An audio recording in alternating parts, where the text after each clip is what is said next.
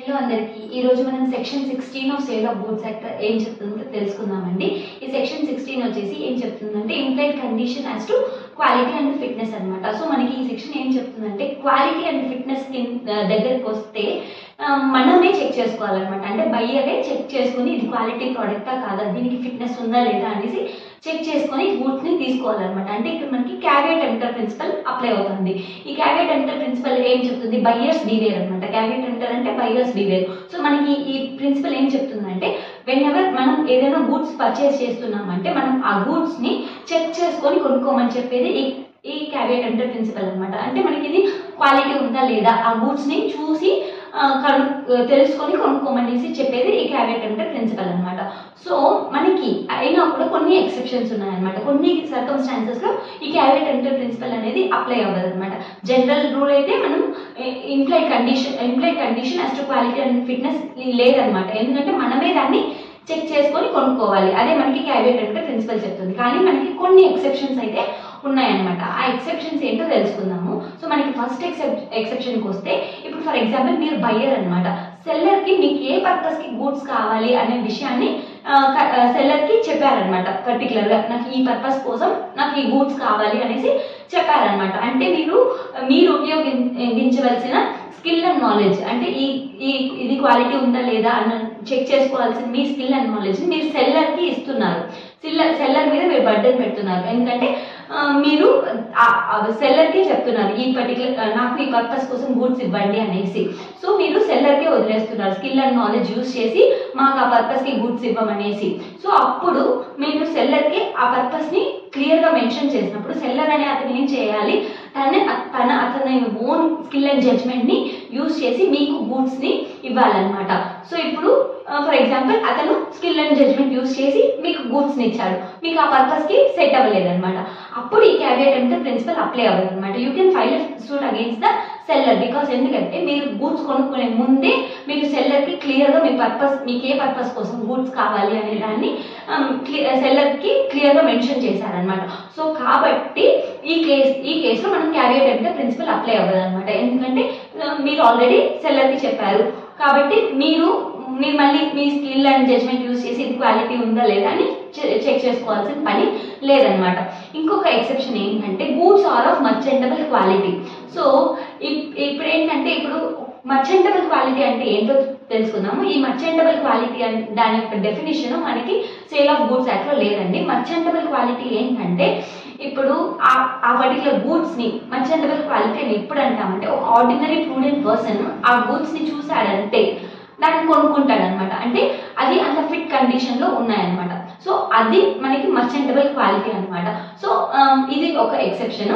ఇంకొకటి ఏంటంటే ఇప్పుడు ఫర్ ఎగ్జాంపుల్ మీరు చాలా రోజుల నుంచి చాలా సంవత్సరాలుగా ఒక సెల్లర్తో ట్రాన్సాక్షన్స్ చేస్తున్నారనమాట. చాలా ఇయర్స్ నుంచి చేస్తున్నారు. సో కాబట్టి మీకు ఒక ట్రస్ట్ అనేది ఏర్పడి ఉంటుంది ఆయన పైన. లైక్ ఇతను నాకు ఏ పర్పస్కి గూడ్స్ కావాలో, నాకు ఎలాంటి గూడ్స్ కావాలో అవే సెల్ చేస్తున్నాడు చాలా ఇయర్స్ నుంచి. సో ఇప్పుడు కూడా ప్రెసెంట్ కూడా నాకు అవే సెల్ చేస్తాడు.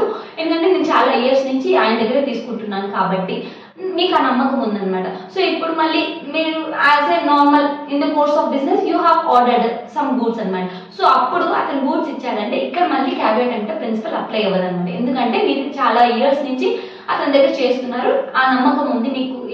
ఎందుకంటే ప్రీవియస్ ఇయర్స్ అంతా మీకు ఎలాంటి గూడ్స్ కావాలో అలాంటివే ఇచ్చాడు కాబట్టి ఇప్పుడు కూడా మీకు అవే ఇస్తారన్న నమ్మకంతో మీకు ఈ ప్రిన్సిపల్ అప్లై అవ్వదు అనమాట. సో ఈ రెండు కండిషన్స్ లో మీకు క్యావియట్ ఎంటర్ ప్రిన్సిపల్ అప్లై అవ్వదు. లేదంటే ఖచ్చితంగా మీరు ఆ గూడ్స్ ని ఒక క్వాలిటీ అండ్ ఫిట్నెస్ ని చెక్ చేసుకొని తీసుకోవాలన్నమాట. ఇంకా దీనికి లిమిటేషన్స్ ఏంటంటే సో ఫర్ ఎగ్జాంపుల్ ఇప్పుడు బయ్యర్కి ఒక ఆపర్చునిటీ ఉంది. ఆపర్చునిటీ కాదు, ఇప్పుడు బయ్యర్ అనేవాడు ఎగ్జామిన్ చేశాడు గూడ్స్ ని. ఆపర్చునిటీ ఇంకొక సెక్షన్ లో వస్తుంది. ఈ సెక్షన్ లో మాత్రం ఏమొస్తుందంటే ఇప్పుడు బయ్యర్ గూడ్స్ ని ఎగ్జామిన్ చేశాడు, ఆ తర్వాతే తీసుకున్నాడు. సో ఇప్పుడు మళ్ళీ మీరు ఎక్సెప్షన్ ని క్లెయిమ్ చేయలేరు. సో ఫర్ ఎగ్జాంపుల్ మీరు చాలా ఇయర్స్ నుంచి ట్రాన్సాక్షన్స్ చేస్తూ ఉన్నారు కదా, అయినా కూడా ఈసారి మీరు ఎగ్జామిన్ చేశారనమాట గూడ్స్ ని. సో మీకు తెలుసు అది మీ పర్పస్ కి సూట్ అవ్వదు అనేసి తెలిసినప్పుడు మీరు రిజెక్ట్ చేయాలి, కానీ మీరు యాక్సెప్ట్ చేస్తారు. అప్పుడు మళ్ళీ మీరు again you can not file a suit against the seller. ఎందుకంటే మీరు ఆల్రెడీ ఎగ్జామిన్ చేశారు కాబట్టి ఆ గూడ్స్ ని. సో ఇంకొక లిమిటేషన్ ఏంటంటే ఇప్పుడు పేటెంట్ డిఫెక్ట్, లేటెంట్ డిఫెక్ట్ అని 2 kinds ఆఫ్ డిఫెక్ట్స్ ఉంటాయండి. ఒకటి పేటెంట్ డిఫెక్ట్ అంటే ఏంటంటే మనకి ఆ గూడ్లో ఉన్న డిఫెక్ట్ ఈజీగా తెలుస్తుంది, మన కళ్ళకి కనిపిస్తుంది అనమాట. దాన్ని మనం పేటెంట్ డిఫెక్ట్ అంటాం. అంటే ఏదైతే డిఫెక్ట్ ఉందో గూడ్లో అది మనకి క్లియర్గా మన కళ్ళకి విజిబుల్గా ఉందన్నమాట. కానీ లేటెంట్ డిఫెక్ట్ అంటే ఏంటంటే ఆ గూడు మనకి ఆ డిఫెక్ట్ మన కళ్ళకి కనిపించట్లేదు, లోపల ఉంది. అది ఓన్లీ సెల్లర్కి తెలిసి ఉండొచ్చు, లేకపోతే ఒక వస్తువు ఉంది, ఇప్పుడు బైకే ఉంది అనుకున్నాం, బయటకు చూడడానికి అంతా బాగుంది, మేబీ దాంట్లో డిఫెక్ట్స్ ఉండొచ్చు లోపల. అది ఎప్పుడు తెలుస్తుంది? మనం దాన్ని డ్రైవ్ చేసినప్పుడు తెలుస్తుంది దాంట్లో లోపలే డిఫెక్ట్ ఉంది అనేసి కదా. సో ఈ లేటెంట్ డిఫెక్ట్ దగ్గరకు వస్తే ఇప్పుడు పేటెంట్ డిఫెక్ట్ ఉంది. సో మీరు గూడ్స్ని ఎగ్జామిన్ చేసి ఆ పేటెంట్ డిఫెక్ట్ని చూశారు, అయినప్పుడు మీరు గూడ్స్ని సెల్ చేశారు, మీరు గూడ్స్ని బై చేసుకున్నారు. సో అప్పుడు మళ్ళీ ఈ ఎక్సెప్షన్ అనేది అప్లికబుల్ కాదనమాట. ఎందుకంటే మీరు చూసారు ఆల్రెడీ డిఫెక్ట్ ఉందని, అయినా కూడా తీసుకున్నారు కాబట్టి. సో మనకి జనరల్ రూల్ ఏంటంటే no implied condition as to quality and fitness. ఎందుకంటే మనమే గూడ్స్ని చెక్ చేసుకొని తీసుకోవాలి, అదే మనకి క్యావియేట్ అంటే ప్రిన్సిపల్ చెప్తుంది అనమాట. కానీ 2 ఎక్సెప్షన్స్ ఏంటంటే ఒకటి goods are of merchantable quality, ఇంకొకటి ఏంటంటే మీరు పర్పస్ని క్లియర్గా సెల్లర్తో మెన్షన్ చేశారు, ఆ తర్వాత గూడ్స్ని పర్చేస్ చేసుకున్నారు. సో అప్పుడు పర్పస్ని క్లియర్గా సెల్లర్కి చెప్పి అప్పుడే మీరు గూడ్స్ని తీసుకున్నారు కాబట్టి ఈ సర్కమ్స్టాన్స్లో క్యావియేట్ ఎంప్టర్ ప్రిన్సిపల్ అప్లై అవ్వదు. కానీ అగైన్ దీంట్లో లిమిటేషన్స్ ఉన్నాయి. ఎప్పుడంటే మీరు గూడ్స్ని ఎగ్జామిన్ చేసి తీసుకున్నప్పుడు, ఇంకొక ఎక్సెప్షన్ ఏంటంటే ఆ గూడ్లో పేటెంట్ డిఫెక్ట్ ఉన్నప్పుడు అగైన్ మీకు ఇచ్చిన ఎక్సెప్షన్ అప్లై అవ్వదు అనమాట. సో ఇదండి మనకి సెక్షన్ 16 చెప్తుంది. సో దీంట్లో మనకి ఇంపార్టెంట్ కేసులో వచ్చేసి Grant versus Australian Knitting Mills అనేసి 1936లో వచ్చిందండి ఈ కేసు.